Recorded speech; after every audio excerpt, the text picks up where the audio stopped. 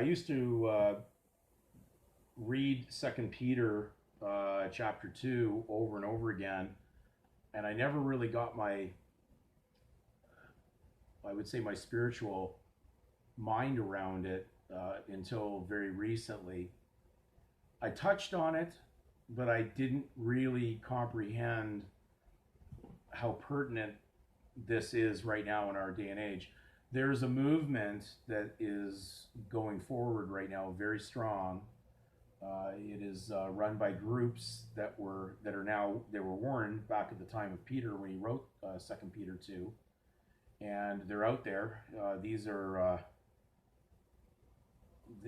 the people that are definitely promoting the COVID through the World Health Organization, the vaccines, and we call these people philanthropic people, but they promote what is called humanism.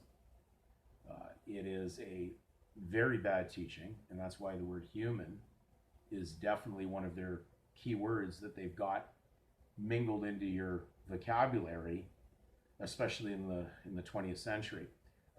It is so commonly used by the commoners that they now think it means man or woman, which it doesn't.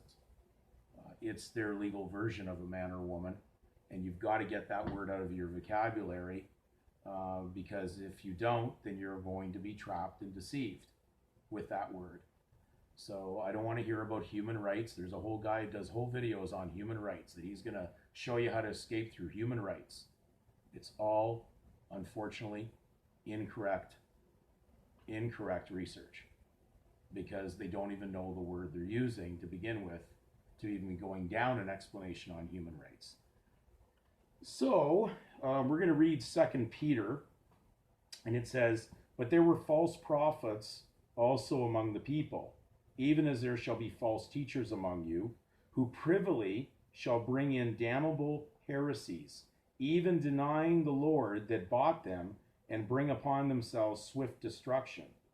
And many shall follow their pernicious ways, by reason of whom the way of truth shall be evil spoken of.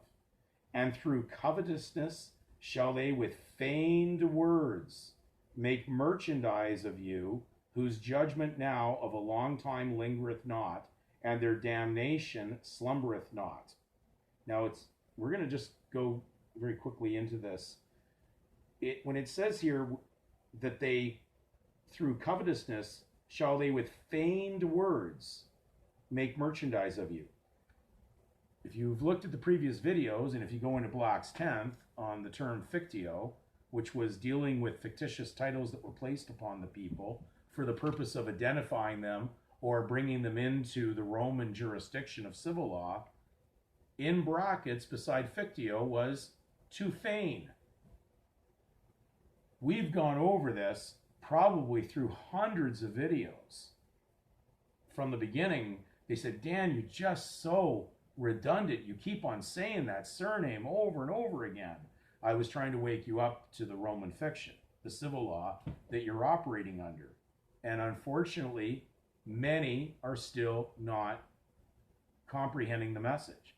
And they complain about how their legal fiction name isn't working good for them, how it's bringing them mortgage payments every month, how it's bringing them problems in the courts under power of the devil, power of attorney. It's because you're not reading the scripture with spiritual eyes. And if you do not go into the scripture, you're never going to escape what's coming, because there is a bad damnation coming to all those who followed the sin of Adam and became part of his damnations. So they are turning you into merchandise with that fictio. Of course, they're trade names. We already know that. These surnames are brand names for the purposes of trafficking in commerce in the public, so that they collect public tax on it. That's how that system operates. So if you're a member, you require one. If you're going to be a legal member, you require to have a legal surname. It's that simple. We've gone over it and over and over it. So when you're in their sandbox, with your consent to merge the two together, you're going to basically be stabbed over with many legal monetary pains because of it. So in the scripture here, they were talking about those that would do that, and it says that they were damnable heresies. What were these damnable heresies, these ones that would turn you into merchandise, that were false prophets? Well, clearly, they didn't hide who they are. If you want to pay to get through a gate, you go through Bill Gates. He's one of them. And therefore, in Funk and Wagnall's 1930s dictionary, it describes this humanism movement and those that promote it, because it clearly states under humanism, it says it's a religious movement emphasizing faith in man instead of belief in supernatural. In the U.S., it has arisen from the Unitarianism. It is spreading to other liberal religious groups.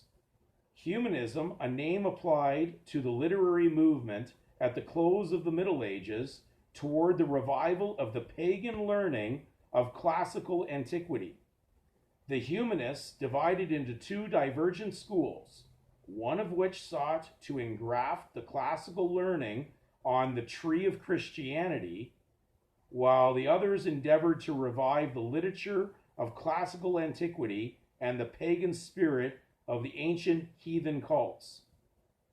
Humanitarians affirm the humanity and wholly deny the divinity of Christ, believe in the perfectibility of man, or profess the religion of humanity. In modern usage, philanthropic people are called by that name.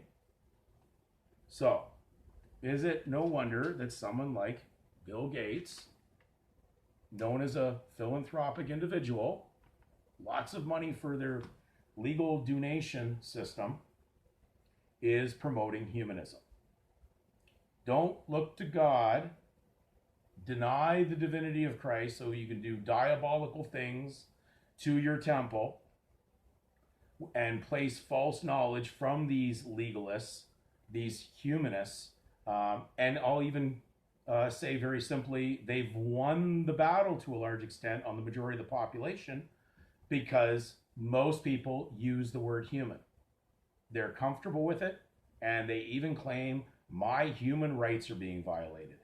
Well, that is beyond sick when you realize that if you're a believer in the Bible, and especially a Christian who would be looking to the Bible writers like Peter, would have realized that these were warned about. This is as pertinent as it was then as it is now. Peter warned way in advance about these people and what they would do with feigned words. So, of course, the legalists also place in, you need a legal surname to participate in their trafficking of money. So they can basically operate in your temple, in your head, which they've got into. These people, of course, simply have implanted words that have power. And these spells, once they enter you and you allow them in by your consent, deceived or not, but if you've allowed them in, you will be basically affected by the virus that enters you through it. Just as simple as the people protesting about not getting a vaccine and saying, I'm not going to allow that to happen. But they've allowed a much worse virus into their body, which is legal, contaminated propaganda from Satanists. And that's what these people are promoting. So they're there to say, don't believe in God, do not believe in his son, deny that, and that's why they issue birth certificates, because legal is the opposite to grace.